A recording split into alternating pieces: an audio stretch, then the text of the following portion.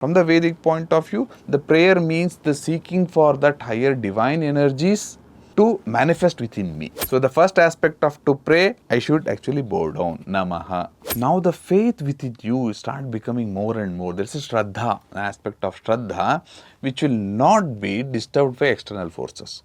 When something good is happening, then you are very happy. Something bad happens, then you should know that there is a purpose for this also. The mantra is not Data, it's a Dhata.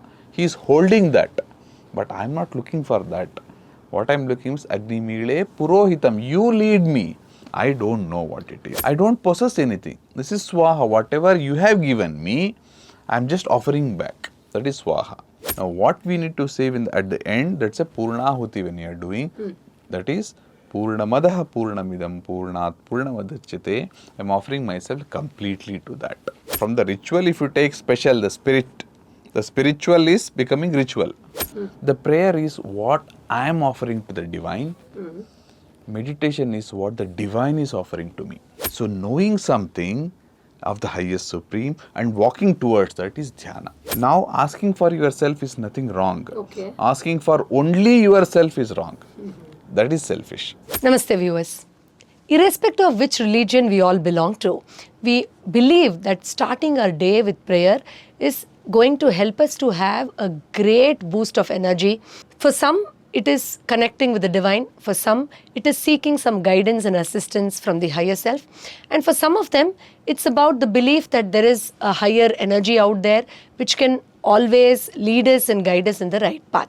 But do we really understand the true meaning of prayer? From the Vedic context, from the spiritual context, is prayer just about understanding what the higher energy is all about, or is it just about seeking guidance and help, or probably demanding something from the God, where we feel that if we are in a fix or trouble, the higher self or the higher God or the energy that we believe in is going to give us some help. So let us try to understand whether these aspects are crucial or very much important to understand prayer, or has prayer nothing to do with all this that I've just expressed. So for this, let's welcome our beloved mentor, Dr. Nagendra sir. Sir, welcome to our show. Kindly guide us, what is prayer? I think I've put in a lot of mixed emotions into this because we have our own individual understanding about prayer. As I said, some believe I can seek help from God or higher energy. Some believe I'll get some probably confidence if I connect with it. Some believe I will be in the right path if I connect with the higher energy. And some believe it's just some positive vibes. I'll feel good or nice. I can release my stress and I feel somebody is giving me that cushion every time I fall. And some believe it is my duty. If I don't do this, something bad is bound to happen. Is this prayer, or what is prayer all about? Kindly guide us. Yes, Namaste. Yes. It's a very beautiful topic. Yes, it is all our prayer. Okay. Again, depends on the level of consciousness we are in and what do we seek. Okay. So there is a word pray, and also there is one more familiar is to praise. Oh, yeah. So very near. Yes. So like when I am with my at the same level or below, then I can appreciate that.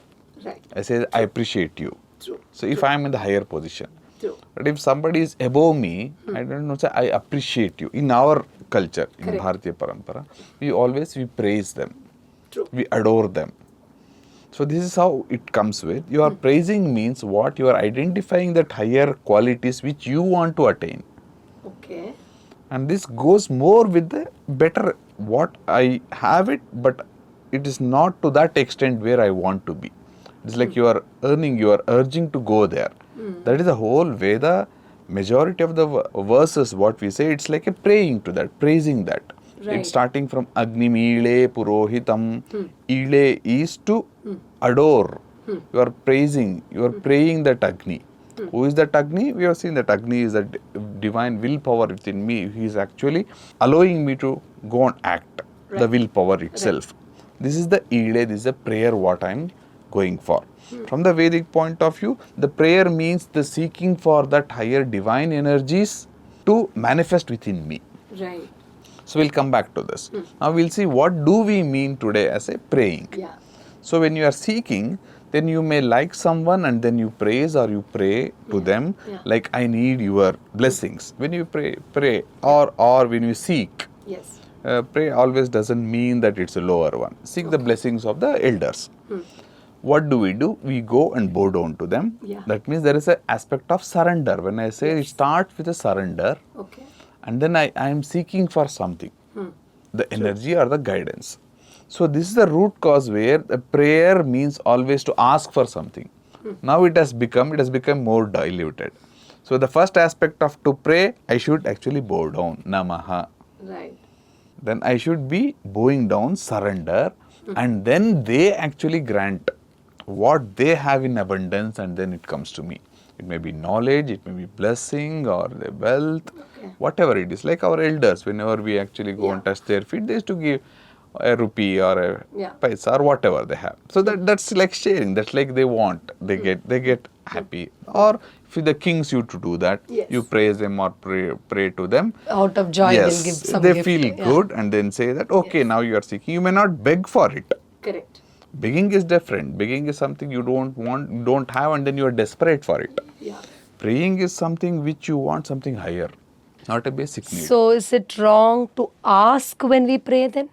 Not necessarily. So you see, when you ask your mother, do you feel it is bad? No. Ask your father, do you feel bad? Definitely no. There is nothing wrong in it. To start with, first you should know, you should ask. Right. To ask, you should know that you want it. Yeah. Then you should know, do you really want it?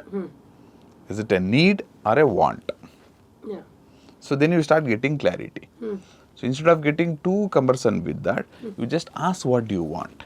Then it gets fulfilled. Then your mind will say, okay, now it's a start. Like you go and make a wish in front of it, you go to a temple, then you do a prayer, you say that, you please grant me this, a good health, or if you're not feeling well, you say that, oh mother or the divine father, you just help me to come out of it. Right. So that's a faith, an aspect of faith involved. True. Then of course you are also very sure that it will come down. True. Then it comes down. Now the faith within you start becoming more and more. There is a Shraddha, an aspect of Shraddha, which will not be disturbed by external forces. True. This is one of the steps. Not necessarily, but it helps to bring that faith becoming more concrete. Correct. Now then you see, okay, I asked for it and I got it. Now did I ask something very less? Okay, then you see, should I ask for something higher? Yeah. So higher is what? Material wealth or something more than that? Wow. So I ask for a material wealth for what? To get a joy out of it. Correct. Then why don't I straight away ask the joy? Wow. Now you get one more step to that. So with the material wealth, you also have a responsibility and the fear that you may lose it. Yes. Now if you get a joy without a medium for that, that's the inner joy, we call it as Ananda. And then that is an aspect of prayer. Then is it only for me? Is it a selfish one? Or shall I ask for everyone? So these are levels, if I can say? You can say levels or depending on your consciousness. Yeah. These are not something vertical level. Yeah.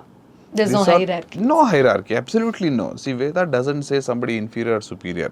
It's only what you are expressing out to that extent. Everybody is potentially divine, but it's an ant or elephant, but it's only the severity of the manifestation is different.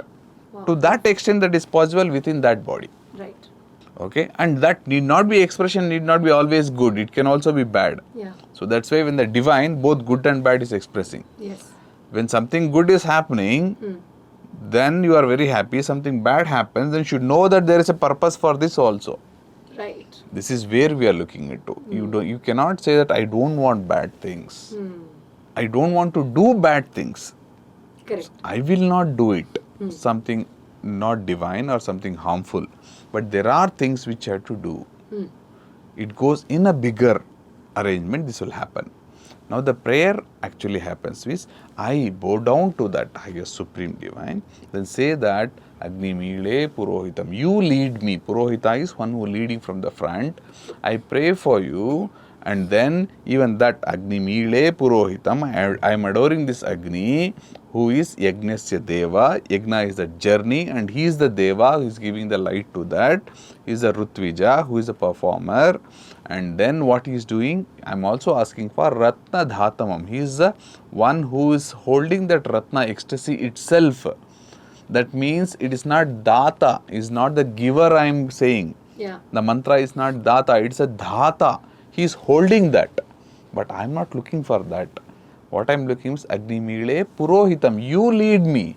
I don't know what it is. Wow. This is how, in the Vedic context, when you look at it, we have many such terms. Now we have Namaha is one such term. I'm praying, I say Namaha. Yes. Then we are in the Yajna, we have the word called Swaha. So when it is for the divine energies, we call it as Swaha. Swa-aha. Swa is something like myself. I'm offering. Aha is offering. Namaha is myself is being bowed down to. That's whatever it is that's going out. And also we can say other way of looking it, I don't possess anything. This is Swaha. Whatever you have given me, I'm just offering back. That is Swaha. And another aspect is perfectly doing it. And also this Swa, this myself, I can what the only thing I can offer is myself. Offering myself becomes Swaha. Wow. Okay. But the same thing when you are doing in Aparakriya, like for the Pitru Devatas, Yeah. like a ceremony, there, this is not for the Pitru, that is my ancestor who have left the body. There are governing Pitru Devatas. I think some time back we also discussed this. There are Pitru Devatas governing this. Yes. So we can call it as for the purpose of understanding the lower deities. Right. It's a divine, it's Agni, Indra, Vayu, all those if you call divine, where the offering is in the form of Agni itself. True. Through Agni as a Swaha. Here it becomes Swadha. Why Swadha? Because this Pitru Devata Swa, they have the Dha. They actually give, like ancestral property. They possess that and they actually gave it to us. Oh, okay. This is Dharana. They had this. This is Swadha. Just as a convenience. But you should know that to the divine you are actually giving everything. The Pitru Devatas, it is helping, and also it is helping our elders who have left the body. If they have some issues, they also help them. It's a totally different context. Now, what we need to say at the end, that's a Purnahuti when you are doing. That is, Purnamadaha Purnamidam Purnat Purnavadachyate. I am offering myself completely to that. This is the prayer, ultimately we'll reach it to and culminate it. So, this prayer have many levels of going it as. Yeah. Something we can chant mantras Yes. as a prayer, or the words can be a prayer, or it can be something, a ritual. It's a very beautiful, because our mind cannot concentrate. To start with, ritual is something what? To start a ritual is something do in a systematic way. It has become like a religion. Something you do religiously means there is a system, you put a framework with the purpose that it will reach the higher. If you lose out that higher purpose, if you look from the ritual, if you take special, the spiritual is becoming ritual. Oh, If you take the okay. spirit or the special aspect of that, spiritual becomes ritual. Oh, Today we end up with only the ritual, the mechanical work. yeah. The speciality of it, the spirit of it is taken out. You add to that, any ritual becomes spiritual. Wow. You take out the spirit of your spiritual, any spiritual becomes ritual. It may be in the temple or it may be in the shrine, whatever you are. So, can we say meditation is also a prayer in this context then? Or is it completely different? Is prayer and meditation two different things? It's you can say it is a bit different, but maybe in this context, most beautifully said by Mother is, the prayer is what I am offering to the divine. Meditation is what the divine is offering to me.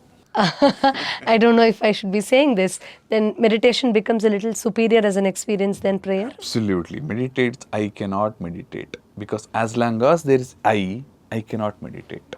So then who can meditate? I dissolve myself and the Right. Divine Mother itself, she takes me in, I get into the dhyana. That is a dhyana. So the prayer should culminate in a meditation. It becomes dhyana. Dhyana is the right word. Dhyana.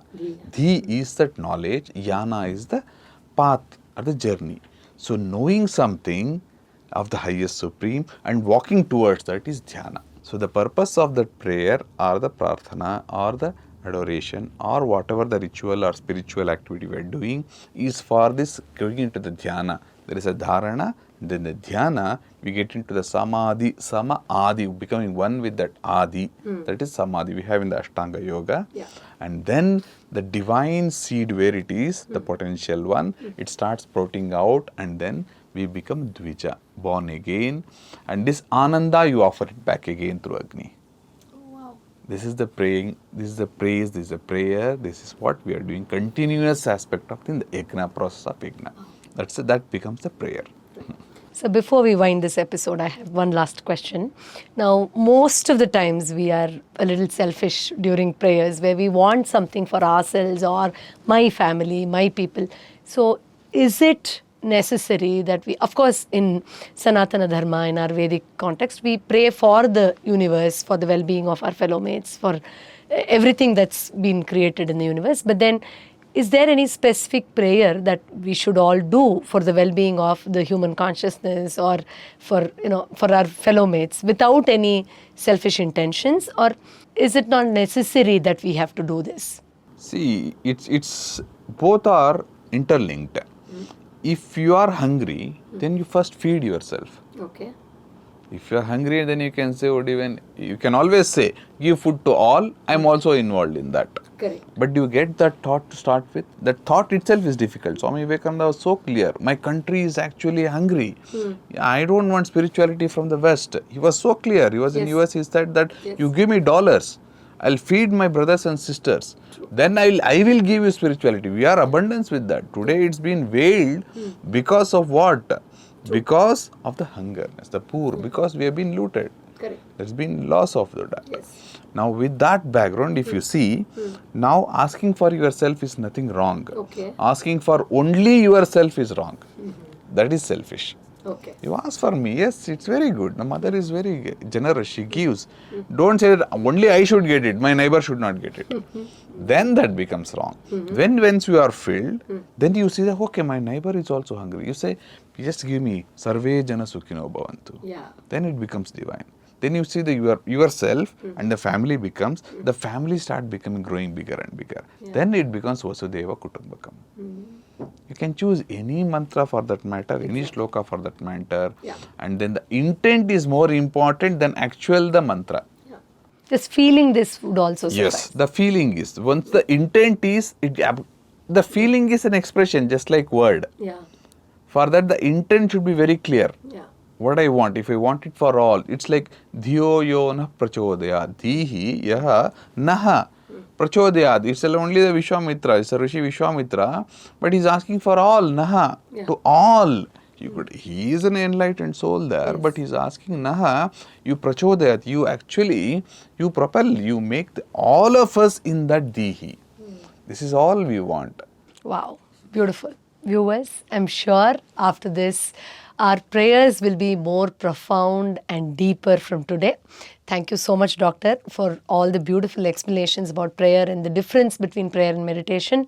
Well, if you are desperate to know more about few terminologies from the Vedic context or something that you are inquisitive to know about spirituality or spiritual experiences, do post your queries in the comment box. We will see you again in the next episode. Thank you so much for watching. Thank you, Doctor. Namaste. Namaste.